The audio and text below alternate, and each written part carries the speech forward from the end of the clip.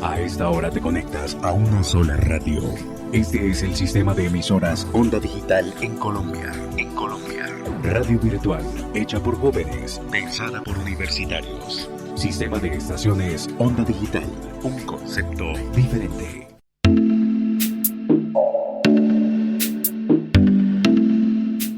Hola, les saluda Mónica Valdés y hoy quiero invitarles a una conversación sobre la discapacidad en razón del conflicto armado colombiano que ha cobrado la vida de personas civiles, soldados, campesinos, niños, niñas, maestras rurales, entre otros. Atentados, minas, explosivos han generado al menos 250,000 víctimas. Son personas que adquirieron una discapacidad con lesiones físicas y psicológicas muy importantes, o personas que ya la tenían y fueron victimizadas. ¿Cuáles son algunos de sus impactos y cómo ha afectado también a sus entornos familiares? ¿Cuál ha sido el papel de sus redes de apoyo en la reconstrucción de sus proyectos de vida? Bienvenidas y bienvenidos a todas las voces. Para introducir esta relación entre discapacidad y conflicto armado, compartimos la reflexión del comisionado de la verdad Saúl Franco, médico cirujano, doctor en salud pública. A pesar de la igual dignidad de todos los seres humanos, las personas con discapacidad padecen frecuentemente la negación de su mínima dignidad, de sus condiciones básicas de sobrevivencia y de una participación social adecuada, padeciendo con frecuencia niveles altos y en ocasiones extremadamente altos de exclusión. Desafortunadamente, el conflicto armado colombiano incrementó significativamente la cantidad de personas con distintos tipos de discapacidad física, discapacidad mental inclusive, discapacidad en sus órganos fundamentales, discapacidad en sus 5 sentidos. Esto genera unas condiciones de desigualdad grandes y en la superación del conflicto hay que integrar, hay que hacer partícipes activos a las personas con discapacidad. Ellas son por una parte víctimas del conflicto, en algunos casos fueron también actores del conflicto y en muchos casos son testigos. La Comisión de la Verdad lo requiere en la triple condición de víctimas, de actores y de testigos para contribuir a este relato que nos ayude a superar el conflicto y a construir entre todos una sociedad más justa, incluyente y participativa. Y para facilitar el análisis de esta interacción entre conflicto armado y la discapacidad física y psicosocial, nos acompaña la profesora Aleida Fernández Moreno, terapeuta ocupacional, doctora en Ciencias Sociales y profesora titular de la Universidad Nacional de Colombia. Junto a sus reflexiones, acompañaremos las voces de varias víctimas que le han compartido a la Comisión de la Verdad su experiencia de vida y también sus recomendaciones en clave de no repetición de estos hechos que marcaron sus vidas. Profesora Aleida, bienvenida. Vamos a empezar con una cifra. De las más de 9 millones de personas víctimas del conflicto armado, al menos 250,000 son personas con discapacidad. Este es un dato que nos da la Unidad para la Atención y Reparación Integral para las Víctimas con corte a octubre del año 2020. ¿Qué opinión le merece esta cifra y si podría, por favor, caracterizar a estas víctimas? Bueno, en primer lugar, quiero decir que considero que hay un subregistro en esas cifras. Preguntas que pueden surgir. ¿Cuál es la concepción de discapacidad que tienen quienes reportan estos datos? Segundo, ¿desde cuándo se está recogiendo información que relaciona los temas de discapacidad y conflicto? Ahora, otro enunciado que me parece importante y es que para la sociedad colombiana suelen ser más visibles las víctimas de minas antipersonales, por ejemplo. Pero debemos insistir que la discapacidad psicosocial que se deriva del conflicto armado es una discapacidad que no es tan visible y tiene un claro subregistro en el país. De hecho, en el año 2016, el Comité de Naciones Unidas, en sus observaciones finales para Colombia, hace un llamado y se insiste allí en la importancia del registro y las estadísticas, particularmente relacionadas con las víctimas con discapacidad en el marco del conflicto armado. Bien, hay muchos impactos y se dicen también que son muy diversos y que no solamente son impactos que afectan a la persona, sino también a sus entornos familiares, por ejemplo. ¿Cuáles son algunos de esos impactos individuales? Y si podemos hablar también de algunos impactos en los entornos familiares en razón de esta discapacidad adquirida o afectada por el conflicto armado. Bueno, en primer lugar quisiera que tuviéramos un contexto mucho más amplio. Quisiera retomar el auto 173 de 2014 de la Corte Constitucional, porque allí hay 3 situaciones a considerar. Uno, quienes ya tenían una discapacidad y por efecto del conflicto armado se complejizó. Hay que señalar que en el informe alternativo de 2016 encontrábamos que solamente 34 municipios en Colombia tenían en sus planes de evacuación, en sus planes de emergencia, consideradas las condiciones de discapacidad. Entonces, lo que sucedía es que en el conflicto, las últimas personas en evacuar eran personas con discapacidad. Eso tiene un claro impacto en sus familias y en sus comunidades. Segundo, las personas que adquirieron una discapacidad por un ataque a la población, por fuego cruzado, por minas antipersonales, etc. No encontraron en sus entornos cercanos con los medios requeridos para su rehabilitación y ello derivó en muchos casos en desplazamiento hacia las ciudades, cuando los recursos familiares y o comunitarios lo permitieron. El gobierno ha construido el Centro de Rehabilitación Integral CRI, pero este tipo de centro solamente atienden a miembros de las Fuerzas Armadas. Entonces, la gran población de sociedad civil queda desprotegida. El tercer elemento es en relación con los efectos en la salud mental de las personas y que pueden generar situaciones de discapacidad psicosocial, por ejemplo, el estrés postraumático, o que se desencadena una situación posterior a este conflicto. Y nadie se hace cargo de ello. Entonces hay que tener en cuenta ese otro escenario. Ahora, en términos generales, como terapeuta ocupacional, debo señalar que muchas víctimas del conflicto armado colombiano, en especial personas con discapacidad, perdieron sus ocupaciones habituales. Muchos enfrentaron el desplazamiento y el desarraigo.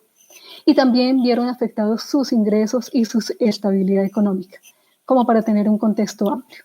Y para ponerle voz a este tema de los impactos físicos y psicosociales, vamos a escuchar a una de las víctimas. Mi nombre es Wilson Barreto Roa, tengo 36 años de edad. Contarles que, perdí mi visión cuando tenía 19 años de edad, siendo patrullero de la Policía Nacional de Colombia. Llevaba apenas 6 meses como profesional ejerciendo mi carrera en la Policía Nacional. Salí trasladado para el departamento del Caquetá, en grupo que se llama ENCAR, Escuadrón Móvil de Carabineros. Allí, pues llegué, estando en este grupo, el día 18 de abril del año 2004, pues tuvimos que hacer un operativo en San Vicente del Caguán.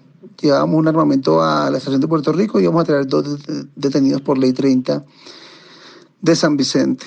Y al regreso, pues, nos impactan una cazabomba, nos detonan una cazabomba impactándonos en el carro que nos desplazábamos. Voló a 40 metros el carro. Yo desperté a los 5 días aquí en Bogotá. Y fue así como perdí la visión, donde también murieron 10 compañeros de la Policía Nacional y quedaron un compañero en silla de ruedas. La verdad, quedamos 7, íbamos 17 en el carro y quedamos bastante lesionados. Pues es un impacto muy grande porque ser una persona que ha tenido todas sus capacidades sin ninguna discapacidad, valga la redundancia, y llegar a un momento en que queda con una pérdida de la visión del 100%, como fue mi caso, que quedé ciego 100%, es algo que tengo que afrontar de nuevo y que para mí es algo, aparte de nuevo, muy difícil. Yo quisiera que para seguir comprendiendo mucho más sobre esta relación discapacidad y conflicto armado, usted también se refiriera a esas maneras increíbles que la gente ha usado para afrontar o mecanismos llamados de resistencia por parte de las víctimas con discapacidades diversas para salir adelante y recuperar sus proyectos de vida. Sí, gracias. Yo creo que la principal alusión tiene que ver con esos ejercicios de memoria y de denuncia que con todos sus riesgos han asumido madres y familiares de personas, especialmente en aquellos dolorosos asuntos como las ejecuciones extrajudiciales, que hicieron blanco de sus nefastos propósitos a personas con discapacidades. Ese creo que es el más nítido ejemplo que puedo dar. Hay otros ejemplos, como el cantautor Juan Huertas Díaz con su canción Ramona, y otros que podríamos estar rastreando. Sí, efectivamente, profesora Leida, son muchos ejemplos de transformaciones positivas o resistencias no violentas que ha asumido la gente para retomar sus proyectos de vida después de algo tan impactante como ser víctima del conflicto armado. De nuevo vamos a escuchar a William Barreto sobre su manera de afrontar la discapacidad y el rol de su red de apoyo. Lo más importante es la familia, el apoyo que tiene usted y la gana de seguir adelante. Respecto de las dificultades y qué se debe hacer, yo creo que es importante pues tener en cuenta el entorno social en que nos encontramos. Para muchas personas, hoy en día, estar con una limitación pues lo tenemos que afrontar, sí, pero digamos que para los demás, para las personas que ven a esa persona discapacitada, no creen que esa persona pueda asumir un cargo o ser profesional o desempeñarse laboralmente. Tanto es así que hemos sido muy proteccionistas, digámoslo así, en el tema de leyes que al mismo tiempo nos afectan. Y lo hablo como abogado porque si hablamos de la ley 360 de 1997 en la que dice que las personas con discapacidad no pueden ser retiradas, pues eso ya nos está dando un problema gigantísimo porque la empresa sabe, si contrato a este señor discapacitado, no lo voy a poder retirar después.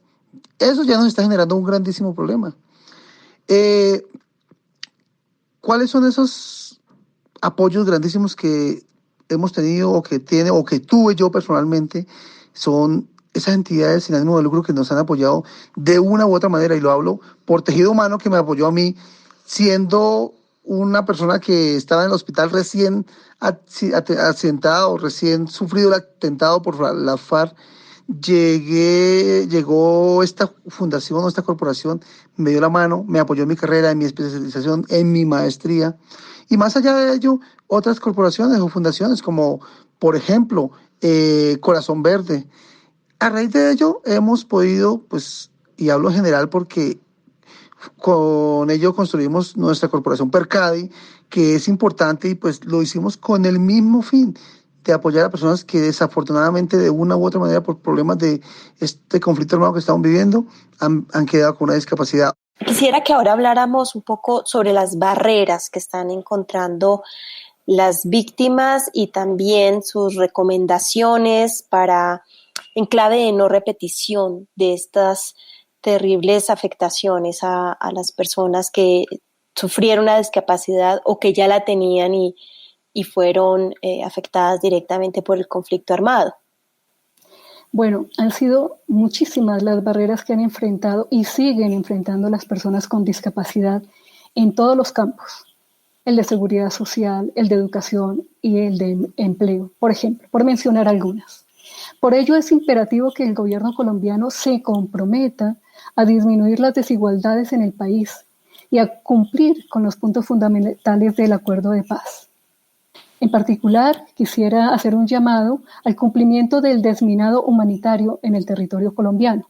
Es un compromiso asumido por Colombia en la Convención de Ottawa y está pendiente por cumplirse. Este es un tema urgente como un asunto crucial para la no repetición. Y ahora vamos a escuchar un nuevo relato que nos da una dimensión de la experiencia de vida de las familias que se tienen que adaptar para acompañar a su familiar y las afectaciones que también supone el impacto de una discapacidad de uno de sus integrantes. Mi nombre es Estefanía Córdoba, tengo 27 años, actualmente vivo en el municipio de Samaniego, en Nariño. Soy hija de persona con discapacidad, víctima y sobreviviente de mina antipersonal. Bueno, para contextualizarlos un poco, el accidente ocurrió el 20 de junio del año 2009 en el sector montañoso del municipio de Samaniego, más precisamente en la vereda San Diego. Bueno, en ese entonces tenía 16 años, sí, era una adolescente, estaba terminando mi bachillerato.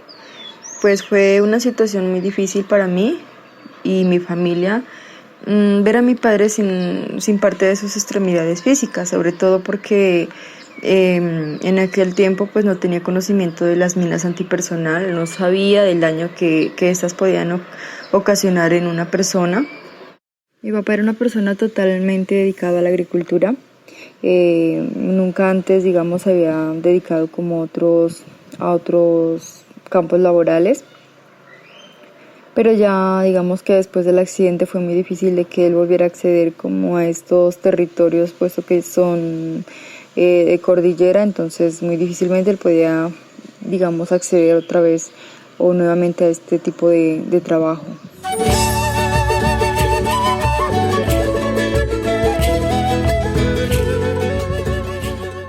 Lo que nos permitió afrontar y salir adelante, primeramente fue Dios. Me considero una persona muy espiritual, y esto se lo atribuyo a ese ser que jamás pues, nos dio la espalda, que siempre estuvo con nosotros, y bueno, nos dio la aceptación con el paso del tiempo. De igual manera, la familia fue un gran apoyo, fue un apoyo muy fundamental, porque siempre estaban pendientes de que si necesitábamos algo, de cómo nos sentíamos. Siempre frecuentaban pues sus visitas aquí en la casa, todo el tiempo estaban acompañándonos, nunca nos dejaron solos. Por otra parte, organizaciones como la Pastoral Social, CEPASBI, fueron también una gran ayuda, ya que nos brindaron pues tanto a mí como a mi madre, mi hermano, apoyo psicológico y nos orientaron legalmente. Entonces pues siempre fueron, digamos, constantes con nosotros, brindándonos acompañamiento. Finalmente, profesora, y agradeciéndole mucho su participación en todas las voces, quisiera que nos hiciera un comentario de cierre sobre lo que usted considera el aporte de la academia en este tipo de temáticas. ¿Cuál sería el rol de la academia como aliadas en este legado que dejará la Comisión de la Verdad? Bueno, como usted lo vea, ¿cómo lo analiza usted? Bueno, quisiera iniciar diciendo que el tema de discapacidad y conflicto armado es un asunto poco estudiado, pero amplio, complejo, diverso, en actores, territorios, formas de vulneración, acercamientos a las soluciones, en tipos de respuesta, tanto estatales como de sociedad civil. Creo allí fundamental, como académica, en general, tenemos una responsabilidad ética de contribuir con nuestras investigaciones a que se dignifique a las víctimas con discapacidad y que se reconozcan las hondas huellas que ha generado el conflicto armado en sus vidas y en comunidades. Y creo, como educadora en general, que tenemos una deuda pendiente de formarnos en este tema tan duro del conflicto armado para que nuestras futuras generaciones tengan el compromiso del nunca más, del basta ya. Justamente queremos resaltar otra de las experiencias de vida de las víctimas del conflicto armado que han adquirido una discapacidad, y por eso queremos compartirles este testimonio que ha encontrado en el amor, la educación y el arte las claves para restablecer su proyecto de vida. Mi nombre es Raúl Antonio Estupiñán Pinto, tengo 39 años, soy amputado de K, más o menos a nivel medio entre la rodilla y el tobillo. Esto se produce a raíz de una operación militar. Fui soldado profesional durante 15 años en el glorioso Ejército Nacional de Colombia. Pues los hechos se producen realizando una misión de recuperación de heridos en un sector cercano al municipio de Ituango, Antioquia, donde de manera pues involuntaria y pues digamos que de manera nefasta para mi vida, activo una mina antipersonal que me causa dicha amputación.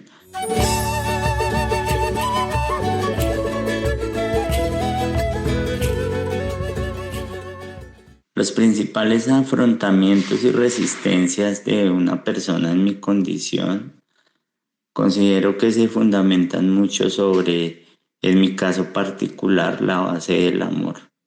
El amor desde la familia, llamándose amor el vínculo demasiado fuerte y cercano que existe con mis padres, con mis hermanos, ¿no?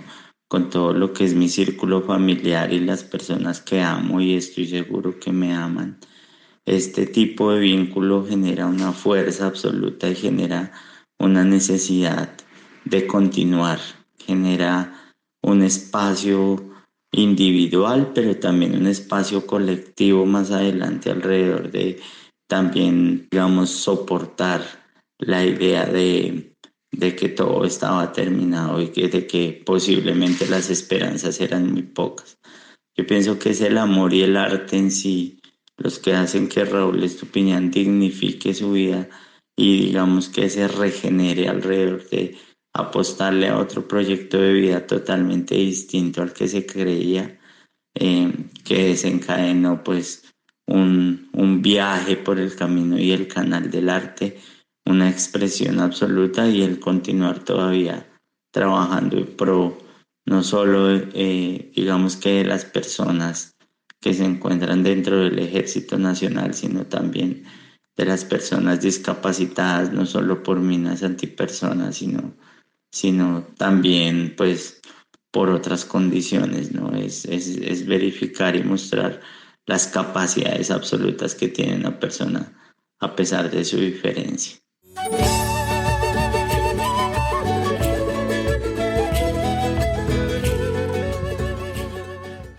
Pienso que las dificultades que encuentra la población a la que yo pertenezco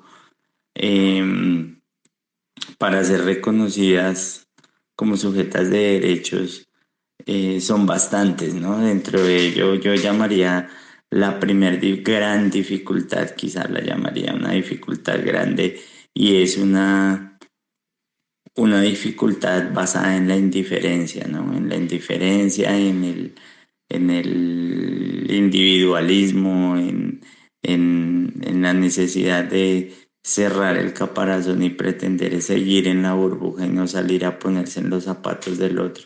Pienso que es de las mayores dificultades que tiene la sociedad colombiana para todas las poblaciones vulnerables. En este caso particular pienso que viéndolo desde montarse a un medio de transporte masivo donde haya una persona con capacidad diferente y los otros simplemente opten por mirar para la ventana pretendiendo escapar de la situación, ya es mucho que decir de una sociedad como esta. Y como recomendación tendría básicamente que fuera más el camino de la educación, que fuera más el camino de la cultura. Como lo ha dicho la profesora Aleida Fernández, la música ha sido muy importante recurso como narrativa y transformación positiva de las personas que han sido víctimas del conflicto armado. Les invitamos entonces ahora a escuchar una canción que nos ha compartido Edgar Bermúdez, cantautor, víctima del conflicto armado y con discapacidad visual. Esa persona que siempre está ahí, le he dado cuenta que necesita una amistad como la tuya, como la mía, como la nuestra, para ser más feliz.